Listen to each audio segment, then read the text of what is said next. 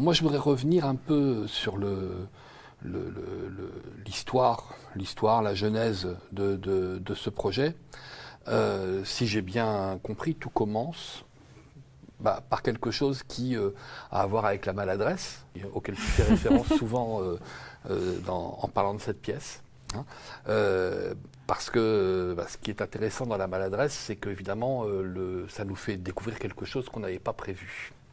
Et que la maladresse, elle fait surgir de l'inédit, de l'imprévu. C'est pour ça qu'elle est intéressante et que les chorégraphes et les danseurs sont très friands des maladresses.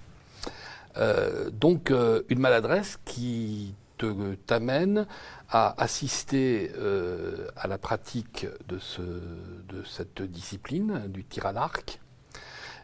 Et ce qui t'intéresse dans cet événement-là, c'est même pas tant le tir à l'arc en soi, même si évidemment c'est charmant, mais c'est le fait que il n'y ait que des femmes qui soient en train de pratiquer cela et qui le pratiquent comme si elles accomplissaient un rituel, donc avec des cris, avec des moments d'énergie et de dépenses très fulgurantes, et puis des moments de retenue et de calme beaucoup plus longs. Donc on est sur cette différence de rythme, de tension détente voilà, et qui est portée par les femmes. Et c'est très bien organisé. Et en même temps de tout ça se dégage une impression de douceur. Et donc là, tu fais l'expérience de quelque chose qui ne t'était pas apparu de manière aussi évidente. C'est l'effet possible d'une socialité féminine aux prises avec l'effort, avec l'attention, avec la détente, avec l'organisation, avec un vocabulaire, avec une mémoire, avec une ambition philosophique, technique, enfin bref, toute une organisation qui te lance sur la piste de dire il y a quelque chose, là dont tu fais l'expérience, qui te met sur la piste de quelque chose qu'il faut visibiliser, et qui ne l'est plus, selon toi. Est-ce que mon diagnostic est juste ? C'est ça. Et donc, on est bien sur l'idée de vouloir visibiliser quelque chose qui a disparu et qui pourtant est encore là d'une certaine manière. C'est-à-dire que, au-delà du lieu où se pratique le tir à l'arc, comment peut-on retrouver souterrainement, de manière agissante, encore les restes de cette socialité, de cette douce socialité féminine, qui pour autant a des origines très anciennes. Alors en effet, tu fais donc référence à ce kyudo que j'ai découvert quand j'étais au Japon pour travailler sur cette pièce, La Maladresse, donc, qui a vu le jour en 2018. Et oui, ce qui m'a frappée, c'est de trouver ces femmes rassemblées dans une pratique martiale qui était une pratique que moi, quand même, j'avais toujours plutôt rattachée à une pratique d'homme. Et que, comme tu le dis, peut-être que quand des femmes... Alors, peut-on faire l'hypothèse que si les femmes ont accès à toute leur puissance, y compris, pourquoi pas, à la puissance à l'époque martiale, puisqu'on sait qu'il y a eu au Japon des femmes qui étaient des seigneurs aussi, et qui étaient formées, entre autres, au tir à l'arc, qui faisaient du cheval, qui chassaient. Est-ce que les femmes, pour différentes raisons qui sont peut-être celles qu'on cherche à comprendre avec ce projet, aura une pratique sensiblement différente, et pour quelles raisons? Et pour Archer, les danseuses ont eu la chance de rencontrer Laurence Oriot, qui est la présidente de la fédération en fait, de Kyudo de France, et qui a attiré notre attention vraiment à la suite d'une initiation. Donc on a pu traverser chacune et tirer notre première flèche après de longues minutes de préparation, de transmission, de méditation, puisque le Kyudo c'est aussi c'est une pratique très étonnante, en particulier pour les Occidentaux, parce que la visée est derrière nous. ce qui est aussi fort intéressant, je crois, pour le monde d'aujourd'hui, enfin l'endroit où nous sommes arrivés dans ce monde.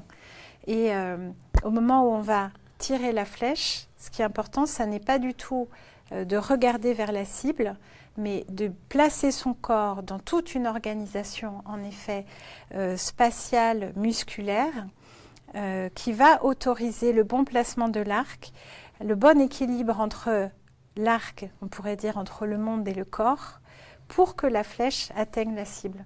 Et ça veut dire que les grands, par exemple, les grands maîtres, hommes et femmes, qui sont assez paritaires au Japon de Kyudo, peuvent normalement tirer dans le noir. Donc il y a là déjà, je trouve, dans cette situation, quelque chose qui me semble complètement à rebours de toute la pensée occidentale, mais peut-être de la pensée occidentale en tant qu'elle est patriarcale. Et Laurent Soriot nous disait,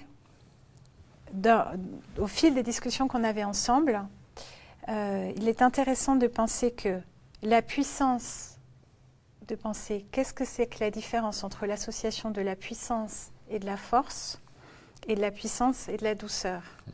Et elle disait, la puissance et la force mènent assez vite à la violence.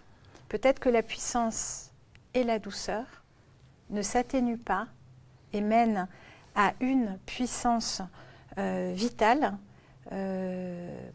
qui est tout à fait inédite qui serait tout à fait inédite comme chemin de pensée pour notre monde. Donc, cette pratique du tir à l'arc, là en plus donc accomplie, encore une fois, exclusivement par des femmes, finit par faire métaphore, d'une certaine manière, de l'inversion dont nous serions victimes dans nos sociétés patriarcalisées, et qui conduit donc à vouloir faire subir une inversion à cette inversion,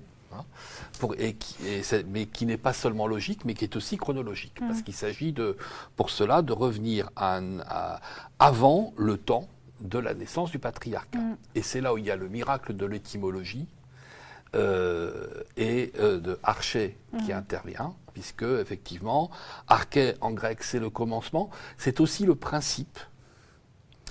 C'est aussi le principe et ça veut dire que d'une certaine manière, s'il y a eu une inversion par rapport au commencement, cette inversion, elle s'est faite contre le principe qui prévalait au commencement.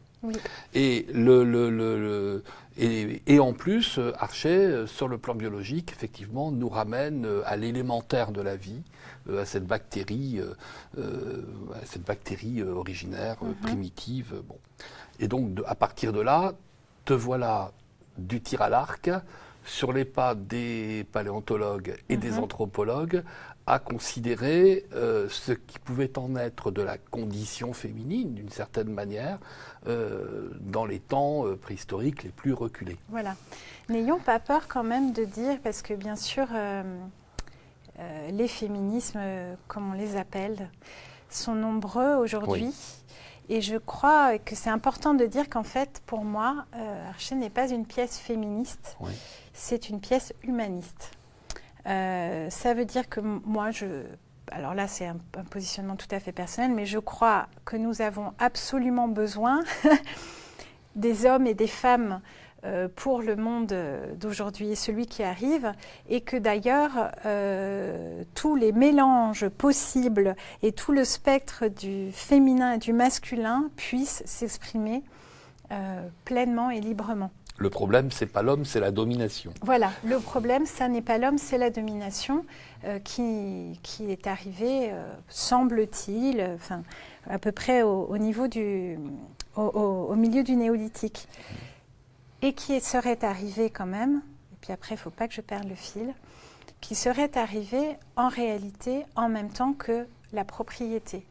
Ça veut dire qu'au néolithique, apparemment, sans doute à la faveur d'un réchauffement climatique, les humains se sédentarisent alors qu'auparavant ils étaient nomades et se mettent, on va dire, tout ça sur quand même des centaines d'années, je suppose, commencent à cultiver plus les sols et à domestiquer un peu plus les animaux et aussi à les observer. Donc on ferait l'hypothèse, de ce que j'ai lu en tout cas, que c'est le moment où les humains comprennent un peu mieux qu'auparavant eh bien, comment se fabrique la génération suivante. Que probablement, pendant des temps assez longs, on voyait chez les femmes des corps un peu magiques, ou peut-être aussi un peu effrayants d'ailleurs, qui par moments saignaient, par moments ne saignaient pas, tout d'un coup se mettaient à grossir et finissaient après force bruits étranges par donner vie à la génération qui suivait. On peut quand même imaginer que pendant tout un temps, ce corps, pensé comme magique, mais en fait il l'est quand même, il faut le dire, ait pu être complètement peut-être le centre du monde, ou en tout cas été fortement célébré pour sa capacité à nous maintenir en vie. Parce que c'est quand même ça qui se passe, quoi. C'est que les femmes portent la génération suivante. Elles le font évidemment avec le concours des hommes, sans quoi elles seraient bien embêtées, mais il reste que elles ont un corps qui, biologiquement, a cette capacité d'accueillir l'autre et une force de frappe, en fait, une puissance qui permet voilà, que nous soyons là aujourd'hui encore à nous parler depuis ces femmes qui ont donné naissance dans le Paléolithique. Donc moi, je crois que... Enfin, j'ai envie, moi, de sortir de la question de l'essentialisme du féminisme. J'ai envie aussi d'accueillir Simone de Beauvoir aujourd'hui, en 2021, et de lui dire que certes, moi je suis une femme très ambitieuse, par exemple. J'ai l'ambition de pouvoir à la fois porter des enfants, grandir avec eux dans la plus grande intelligence, de pouvoir faire tout ça, si je le souhaite, avec un homme, avec des hommes. Et aussi, j'ai l'ambition de penser, de produire de l'art, d'être une citoyenne. C'est-à-dire, j'ai beaucoup d'ambition. Et j'aimerais bien pouvoir faire toutes ces choses dans ma vie de manière égale, ce que je fais d'ailleurs, sans me dire que pour devenir ce que j'ai besoin de devenir en tant que femme, c'est-à-dire de déployer toutes mes puissances, je ne dois pas devenir un homme. Je ne dois pas, que je peux faire avec ce que mon corps produit naturellement et que je peux faire aussi avec les rythmes qu'il m'impose. Et ça, dans la société patriarcale, c'est quand même pas tout simple. Oui, bien sûr. Voilà. Et c'est là où on saisit bien tout ce que peut avoir de révolutionnaire, de transgressif, l'ambition de la douceur. Oui. Parce que la douceur, elle vient justement s'opposer à la violence et à la domination. Et la violence, j'oublie de rebondir sur ce que tu disais, la violence qui en fait, sans doute au néolithique, apparaît non pas, on va dire, par les hommes, ce qui pourrait vouloir tout et rien dire, mais qui apparaît avec la question de la propriété. Donc moi, je pense que la violence, elle apparaît avec le capitalisme. Elle n'apparaît pas avec les hommes, ça ne veut rien dire. Ouais. La violence apparaît avec l'acte de propriété. Et j'ai été très marquée par un ouvrage que j'ai lu qui sous-tend la pièce, qui s'appelle « Le mythe de la virilité » d'Olivia Gazalet, et qui dit que bon, la virilité, le viriarcat est apparu après sans doute des années de société matrilinéaire, et elle parle de ce moment du néolithique, et elle parle du labour viril du sillon matriciel, comme si en même temps que la propriété des terres, des territoires apparaît, que le corps de la femme devient aussi un espace à posséder, puisque c'est l'espace de la filiation, qui dit filiation dit ensuite transmission. Et qu'à partir du moment où rentre dans la vie des humains la question de la propriété, ce terrain est à moi, cette maison est à moi, et donc cette femme est à moi, va dire très rapidement pour formuler les fondements du viriarcat, c'est à partir de ce moment-là que la violence culturelle apparaît, selon Olivia Gazalet, et moi j'ai bien envie de la suivre. C'est-à-dire ce que je trouvais intéressant avec sa thèse, c'est qu'elle nous permet, hommes et femmes, de sortir de nos culpabilités réciproques et de sortir de cette idée que, bon ben voilà, il y a des très méchants et des grandes soumises ou des victimes et des bourreaux. Alors, moi, je crois que les religions, les sciences, les religions en particulier, nous ont menés vers une grande discrimination d'une partie de l'humanité sur une autre, mais que je pense que la question du capitalisme est majeure dans cette évolution. Oui, alors la question du capitalisme est sans doute majeure, et je comprends bien que de toute manière la lutte des classes est aussi importante que la lutte des genres. On va pour plagier ce que soutient Maggie Marin par exemple, mais, mais en même temps il me semble que là, dans ce projet, il y a l'idée de vouloir montrer, de vouloir aussi suggérer, de visibiliser qu'en amont de tout ça encore, en amont de cette spécification sociale, genrée, politique, etc., des oppositions et des dominations, des relations de domination qui vont être engendrées, en amont de tout ça, il y a un effacement, il y a une perte.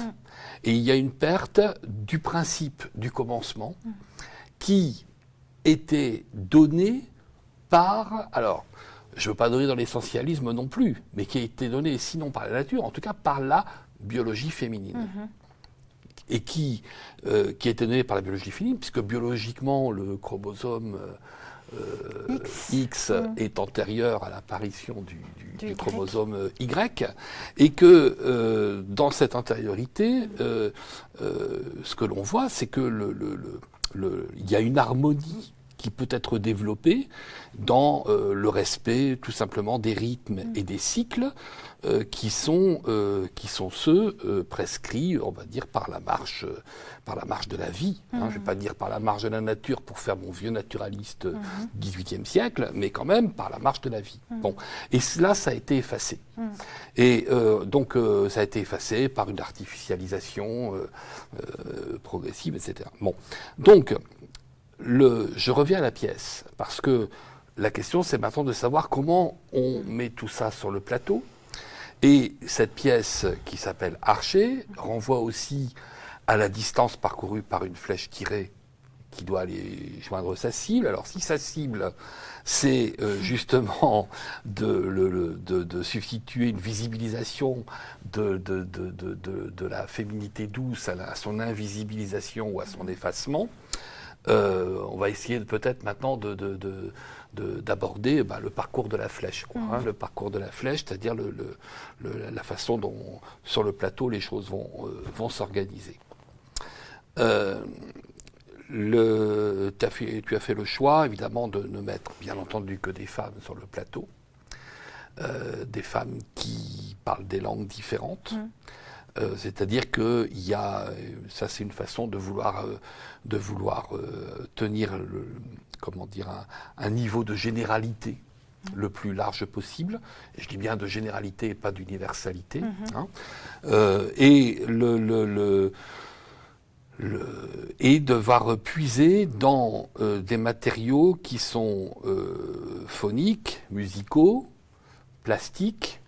Alors, est-ce que tu peux essayer d'articuler un peu comment tout ça s'organise? J'ai donc pas mal lu pour la pièce et j'ai lu aussi un ouvrage dirigé par Christine Ockrent qui fait un peu comment?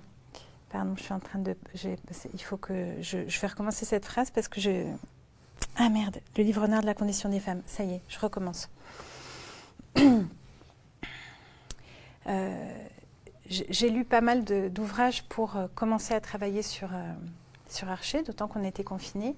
Et entre autres, j'ai été très frappée par un ouvrage qui s'appelle « Le livre noir de la condition des femmes », dirigé par Christine Ockrent, et qui fait un état des lieux de la vie des femmes dans le monde entier, en passant par toutes les formes de torture,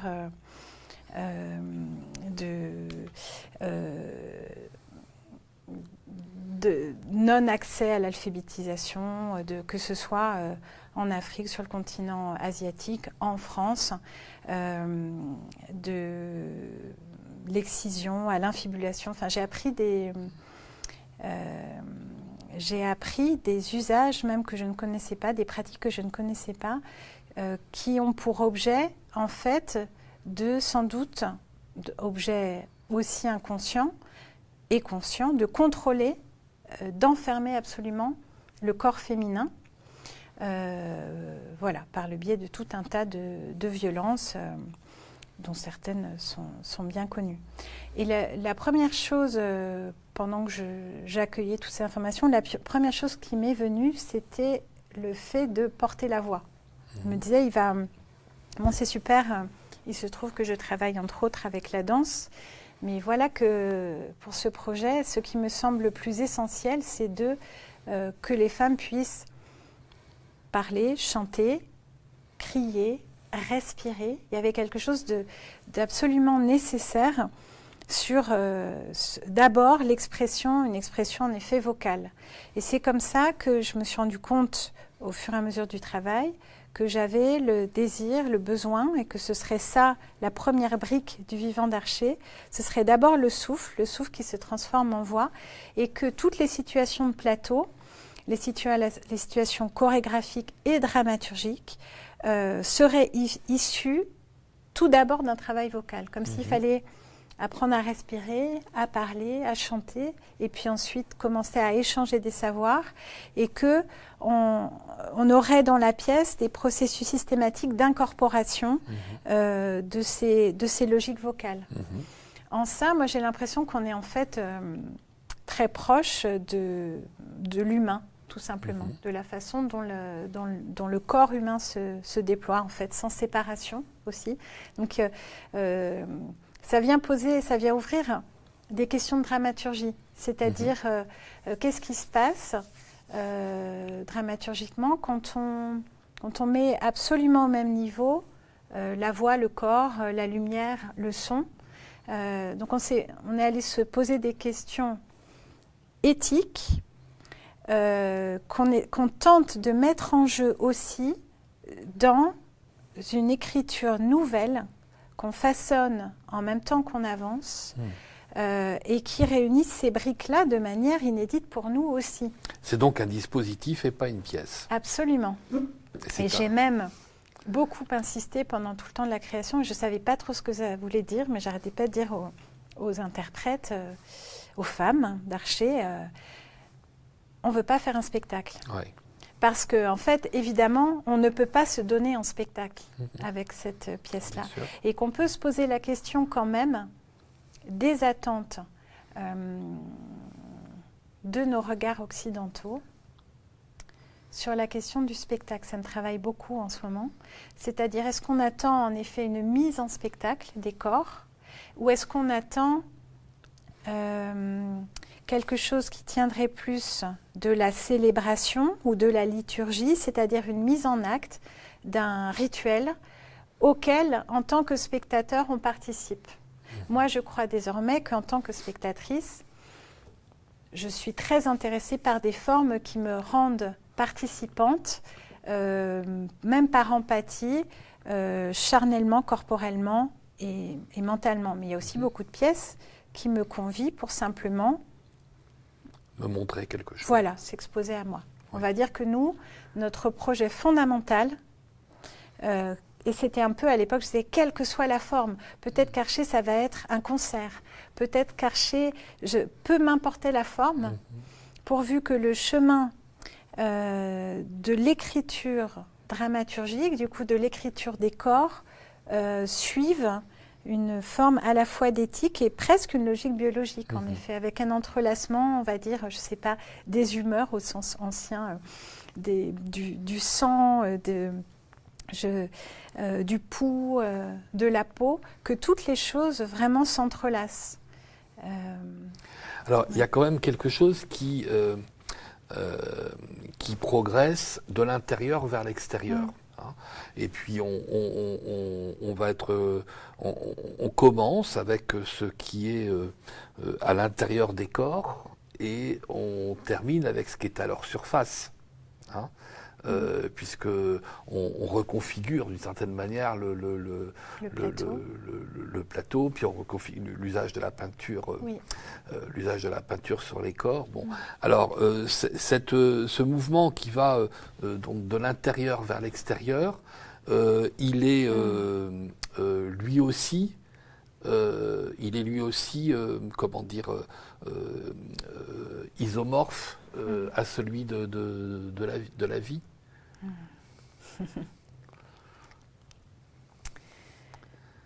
Alors, est-ce que la vie, c'est quelque chose qui est en expansion, mais qui est en expansion au sens d'une extériorisation de quelque chose qui est à l'intérieur? Parce qu'à ce moment-là, ça me pose la question de savoir ce qui est à l'extérieur, tout le monde le voit. Oui. Et ce qui est à l'intérieur, ça n'est pas vu. Et donc, c'est encore une fois le mouvement qui va de ce qui n'est pas vu vers ce qui va être vu. Oui. Hein, c'est pour ça que le rôle de la lumière me semble très important. Parce qu'il guide évidemment ce qui se laisse voir, ce qui se laisse deviner, toute la gamme des ombres et pénombres avant de ce qui va amener peut-être ensuite à la lumière. Quoi, oui, non ? tout à fait. Je suis en train de refaire le fil de la pièce pour comprendre ça. On a voulu penser un espace qui soit matriciel, donc ça veut dire qu'il est matriciel au sens de la pensée, un espace qui donne à penser, et puis un espace dans lequel les interprètes depuis lequel ils puissent apparaître ou disparaître. Et si bien que dans l'idéal de ce projet de scénographie qui est encore en fait en travail, qui va encore se métamorphoser, ces corps seraient peut-être dans un corps, quoi, enfin dans une matrice à penser, au sens de Matrix aussi, et une matrice biologique. Donc c'est intéressant cette question parce que ça fait apparaître des choses pour moi du travail.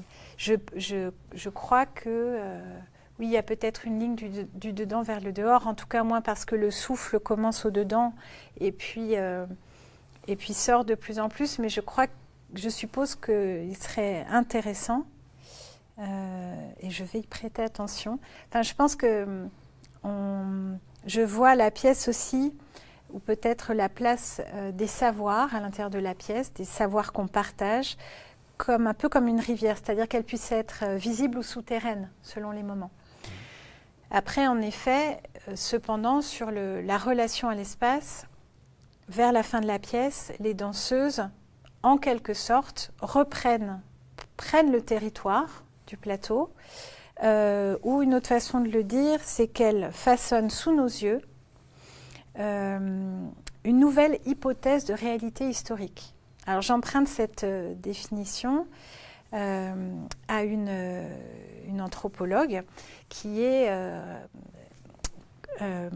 directrice scientifique, Carole Fritz, de la grotte Chauvet, et qui me disait, il faut bien réaliser que tout ce qu'on nous a appris concernant la préhistoire, déjà a été fondé comme la discipline elle-même à la fin du 19e, début du 20e siècle, dans un moment où la société est complètement dominée par le patriarcat, et qu'elle dit la préhistoire, en tant que science, si on peut appeler ça, science humaine, en tant que savoir, ce ne sont que des hypothèses de réalité historique fabriquées à partir de fragments d'indices. Fragments d'indices. Ça veut dire qu'à partir d'un morceau d'os, par exemple celui de Lucie, notre soi-disant ancêtre, enfin possible ancêtre, on se dit, bon ben voilà, enfin des personnes se rassemblent et pensent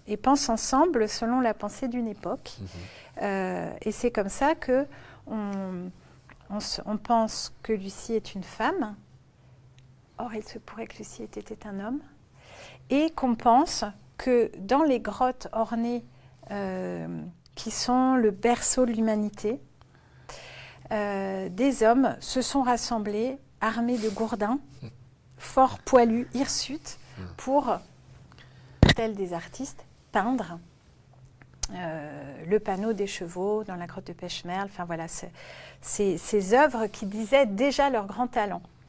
Et on va dire qu'avec la fin de la pièce dans Archer, on essaye de fabriquer notre hypothèse de réalité historique qui, après tout, est valable, puisque nous aussi, nous travaillons à partir de fragments d'indices, Oui, bien sûr. qui, selon Carol Fritz, pourraient nous aider à penser que peut-être les femmes se réunissaient cycliquement dans ces grottes, qu'en tout cas, maintenant on le sait, elles représentent 70% des mains négatives qu'on trouve sur les parois de la plupart des grottes. Donc elles étaient extrêmement présentes pour ne pas dire peut-être prévalentes, qu'elles ont pu danser, chanter, peindre, fabriquer ces œuvres magnifiques voilà, dont on m'a beaucoup parlé depuis ma plus tendre enfance, comme signées par des hommes, et qu'en plus la question de la signature peut-être n'était sans aucun doute pas du tout leur propos. Et donc l'idée de... Il y a quelque chose d'Archer qui prend un peu le temps à rebours aussi, c'est-à-dire qu'on avance dans la pièce. Alors en effet, il y a peut-être une logique de l'intérieur du corps vers l'extérieur, et en même temps on remonte dans le temps, avec cette volonté très forte pour moi, d'aller réparer le passé, fabriquer le passé, le refabriquer, peut-être lui redonner une autre histoire possible, et pour pouvoir projeter le futur. Ouais. Et ça, c'est très présent dans le Kudo, puisqu'il y a vraiment cette idée de la flèche part vers l'avant, mais moi, je pense au passé. Et je suis assez sûre de ça. Je crois vraiment là, politiquement, que plus les femmes sortiront de l'effacement dans lequel elles ont été placées par la société patriarcale, sur tout le fil de l'histoire de l'humanité, c'est-à-dire qu'on se rappelle tout ce que les femmes ont réalisé, plus elles seront capables, avec les hommes, de construire l'avenir. Et je crois que cette logique de réparation est nécessaire pour rétablir une confiance, une équité qui permettent d'avancer.